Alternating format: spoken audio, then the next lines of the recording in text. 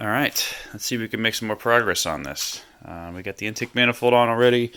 We got the wiring harness all swapped over to the 2011 stuff. We are currently in the process of converting some of the breather hoses on the valve covers back over to like 2011 style. A lot of them have these plugs, and the 2011 didn't have any of that type of stuff. So we got all that stuff on order, and for now I think we're going to put the engine mounts on. I got engine mounts from my buddy Chris. So we got group end mounts there, and then we are going to put the turbo on and hopefully throw this thing in.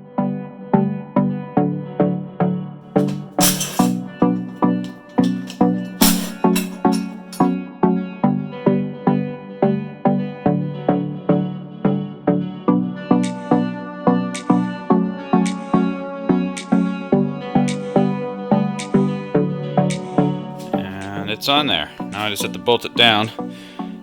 Couple things to note. The turbo inlet does have to slide over the front of the turbo as you're putting it in.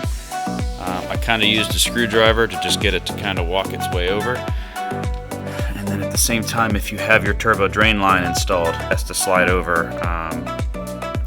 the oil return line here, and then you would just slide your spring clamp up on that. I have the coolant line over here. He still has the actual part that goes on the block. We already have one right here. So we are just going to be going from here to here. I do need to get an oil line. I don't think I have one, but he'll essentially go from here to here. And that's to feed the turbo. Let's keep going.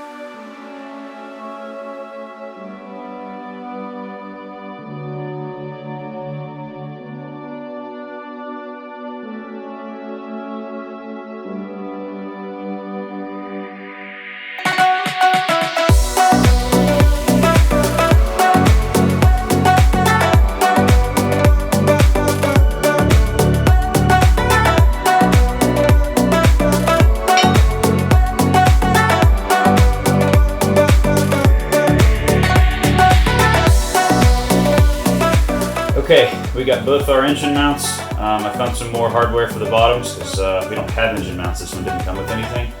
So let's go ahead and throw these on, and then this should be able to be the last step to be able to put the motor in the car. So let's do these real quick.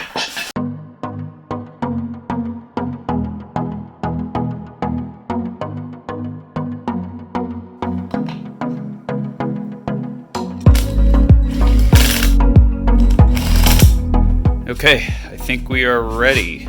We're gonna get the engine lift, pick this up, and put it in here. Here we go.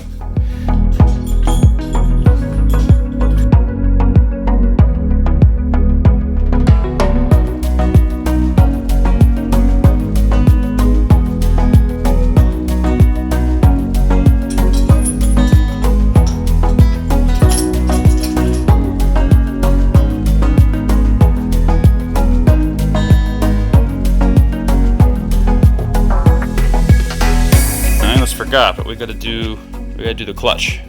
Put the clutch and the flywheel on, and then we can put it in. But we still have to get it off this engine stand anyway. So.